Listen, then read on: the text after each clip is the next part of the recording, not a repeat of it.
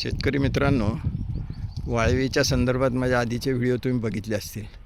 आता इथेही बघा, ही आंब्याची बाग आहे आणि इथं पाण्याची खूपच कमतरता असल्यामुळे मोहर बराचसा वाळलेला आहे. आता इथे एरी सुरू करतो, पण त्यासोबतच हे बघा, ह्या झाडांची जी खोडं आहेत ती पण वाळत चालल्यासारखी आहेत, सगळी काळी साल झालेली आहे. परंतु मी जे नेहमी म्हणतो आहे की साल वाळली की तिथे त्याच्या पुढचं त्याला वाचवण्याचं काम निसर्गाने वाळवीकडे दिलं आहे.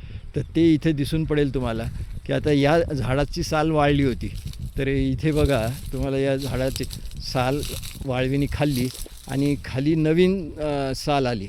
पण मग आता अशा ठिकाणी वाळवी कशी आणायची, तर याच्या बाबतीत मी जे मागे प्रयोग दिले होते तुम्हाला सांगितले होते की त्या आंब्याच्या वाळलेल्या काड्या तिथे त्या बागेत टाकल्या की तिथे वाळवी आपोआप येते. तर इथे हा आमचा आता पांडुरंग तळेले ह्या फार्मचं काम पाहतो, तर तो दाखवेल. हे बघा, हे हे लाकूड त्यांनी इथे टाकलं होतं, तर वाचून दाखवते. वाळवी उचल लाकूड थोडंसं.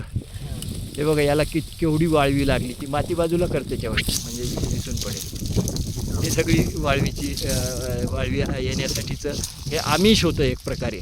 हे आलं, इथे आलं आणि यांनी ह्या आंब्याचं खोडाला हे करणं सुरू केलं, ट्रीटमेंट करणं, आणि तिथे ती सगळी हे माती लावलेली. ही माती म्हणजे खत असतं झाडाचं. धन्यवाद.